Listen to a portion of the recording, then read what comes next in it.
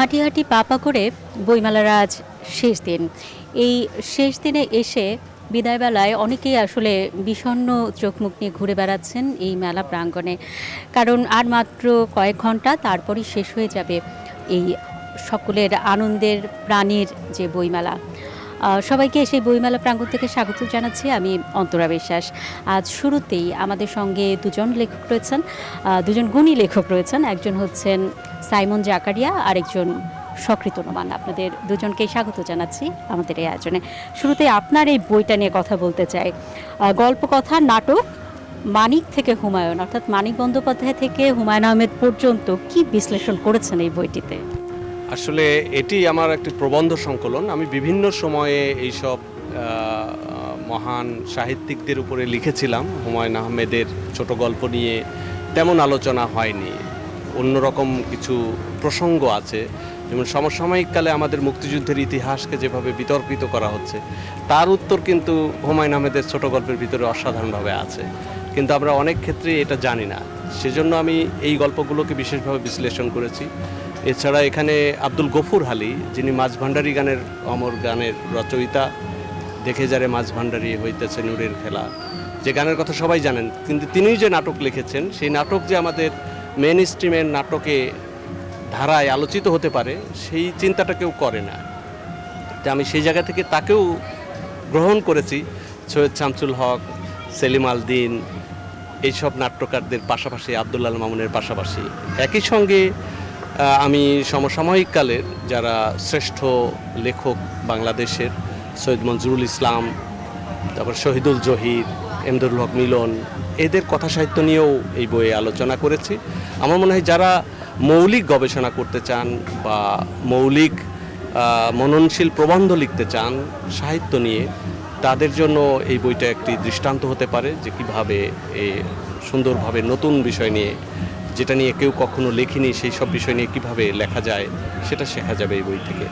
নিশ্চয়ই তরুণরা শিখবে। এবং সকৃত নোমান, আপনারও তো এরকম বই রয়েছে, লেখকরা কিভাবে লিখতে পারে সে বিষয়ে আপনার একটা বিশ্লেষণধর্মী বই রয়েছে। আর এবারে কি নতুন বই এলো? শাসন রাষ্ট্রনায়কের প্রতি। মহাভারতে দেবর্ষী নারদ, মহামতি ভীষ্ম, মন্ত্রীশ্রেষ্ঠ কণিক এবং নির্মাণ করা, ডিকনস্ট্রাকশন করা। তো আমার মাথায় হলো, আমি মহাভারত তো একটা ঘোরের মধ্যে আমি সবসময় থাকি, আমি ঘোর থেকে বের হওয়া আমার দরকার। কীভাবে বের হবো? একটা বই লিখে ফেলি। তো সদ্য দেশে একটা ক্রান্তিকাল চলে এলো হঠাৎ করে 2024 সালে। রাজনীতির একটা টালমাটাল অবস্থা, দেশ খাদের কিনারে প্রায়। তখন আমি মহাভারতে ডুব দিলাম।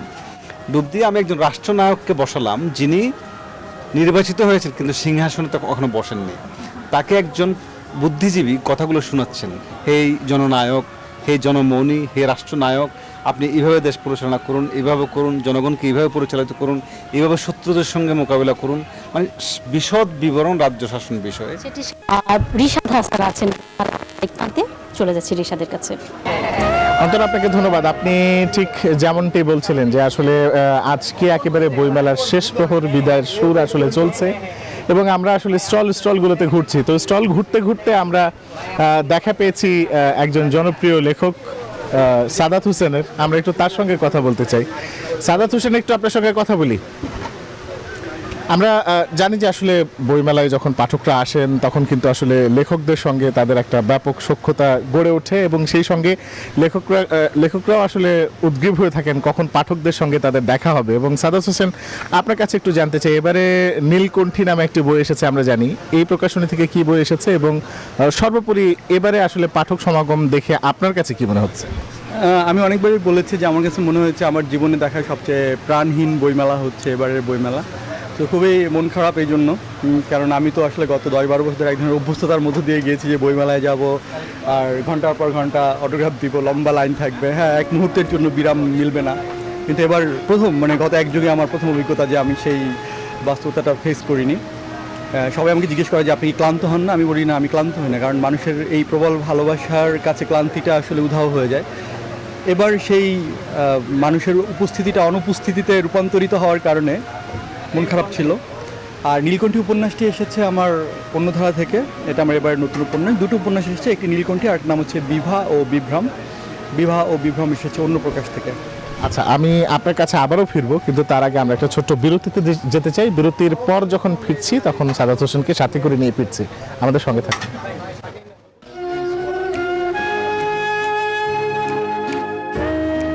আবারও স্বাগত, দেখছেন 21শে বই মেলা। আমরা আলাপ করছিলাম দুজন লেখক, সাইমন জাকারিয়া আমাদের আজকের অতিথি। শুরুতেই জনাব সাইমন জাকারিয়া, আপনার কাছে আসলে যেটা জানতে চাই, পরবর্তীতে আসলে কি নিয়ে লিখবেন বা এই বইটি লিখবার বিশেষ কারণটা কি ছিল? আসলে আমি যেটা গল্পকথা নাটক মানিক থেকে হুমায়ুন, এই বইটা আসলে আমার দীর্ঘদিনের চিন্তার ফসল। আসলে প্রায় 90-এর দশক থেকেই বিভিন্ন সাহিত্যিকদের নিয়ে আমি লেখালেখি করছিলাম।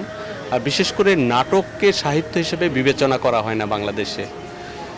এই লড়াইটা কিন্তু আমার গুরু সেলিম আলদিন করেছিলেন, যে নাটককে যেন সাহিত্যের মর্যাদা দেওয়া হয়।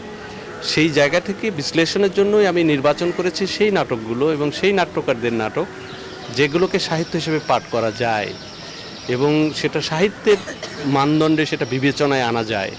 সেই জায়গা থেকে চোখটা ফেরানোর জন্য আসলে এই বইটা লেখার একটা কারণ ছিল। আর একটা বিষয় থাকে যে আমাদের কথা সাহিত্যের এমন এমন দিক আছে যেগুলো নিয়ে আমরা খুব একটা গভীরভাবে তাকাই না। যেমন আপনি জানেন যে আমি গবেষণা করি আসলে লোকায়ত সাহিত্য সংস্কৃতি নিয়ে। যেসব গল্প নিয়ে বা যেসব নাটক নিয়ে আমি এখানে আলোচনা করেছি তার সঙ্গে একটা সম্পর্ক আছে আমাদের লোকায়ত সাহিত্য সংস্কৃতির। আর একটি দেশের সাংস্কৃতিক ঐতিহ্যই কিন্তু একটি দেশের মূল পরিচয়কে বহন করে। আপনি যদি দেশের সীমান্তের বাইরে যান, আমার নিজের পরিচয় দিতে গেলে আমাদের সাংস্কৃতিক ঐতিহ্যের পরিচয় দিতে হবে। এবং এই যে মহামূল্যবান সম্পত্তি বা সম্পদ আমাদের আছে সেগুলোকে আমরা ইগনোর করি, এটা আমি দেখেছি। তা আমি সেটাই নিশ্চয়ই আপনার রেখে দিই, নিশ্চয়ই তারা পড়লে বইয়ে কি আছে বিস্তারিত জানতে পারবে। সক্রিয় মানে আপনার কাছে আসলে প্রশ্নটি রেখে গিয়েছে যে বইটি, এটির কোনো ধরনের মিল আছে কিনা? মহাকাব্যগুলো এমন সাহিত্যকর্ম, শিল্পকর্ম যেগুলো সবসময় প্রাসঙ্গিক। আপনি ইলিয়াদের যে কোনো প্রসঙ্গ এখন সাম্প্রতিক সময়ের সঙ্গে মেলাতে পারবেন। রামায়ণ, মহাভারত, ইউনিট সঙ্গে মেলাতে পারবেন, ওডিসির সঙ্গে মেলাতে পারবেন। এগুলোর আবেদন কখনো ফুরায় না, ক্লাসিক সাহিত্যের আবেদন ফুরায় না। আমাদের মহান যে সাহিত্যিকরা উপন্যাস লিখে গিয়েছেন, কবিতা লিখে গিয়েছেন, আজকের বাস্তবতার সঙ্গে সে বাস্তবতার কোনো ফারাক আমরা খুঁজে পাই না। সাহিত্যিকরা ভবিষ্যৎ দ্রষ্টা, বেদব্যাস ভবিষ্যৎ দ্রষ্টা ছিলেন। সমকালের চোখে তিনি ভবিষ্যৎকে দেখেছেন বলেই এখনো পর্যন্ত রাজ্য শাসন বিষয়ে যে কায়দা কানুন তিনি শিখিয়েছেন, কৌটিল্য মহাভারতের যুগের বহু হাজার বছর পরে কৌটিল্য সে জায়গা থেকে বেরোতে পারেনি। কিন্তু কৌটিল্য পরবর্তী সময়ে আমরা যে এখন যে সমাজে বসবাস করি, এই সমাজে আলাদা কিছু না। রাজ্য শাসন সে একই ধারা, আমরা নাম দিচ্ছি গণতন্ত্র, নাম দিচ্ছি অন্য একটা নাম দিচ্ছি, কিন্তু সিস্টেম সে একই। অনেক ধন্যবাদ আপনাকে। নিশ্চয়ই বইটা পড়ে মানুষ আসলে রাজ্য শাসন সম্পর্কে আরও বিস্তারিত বুঝতে পারবেন। আপনাদের দুজনকে অনেক ধন্যবাদ আমাদেরকে সময় দেওয়ার জন্য। দর্শক, বইমেলা থেকে বিদায় নিচ্ছি এই বছরের মতো। নিশ্চয়ই আগামী বছর আপনাদের সঙ্গে আবার দেখা হবে। সবাই ভালো থাকুন, সুস্থ থাকুন।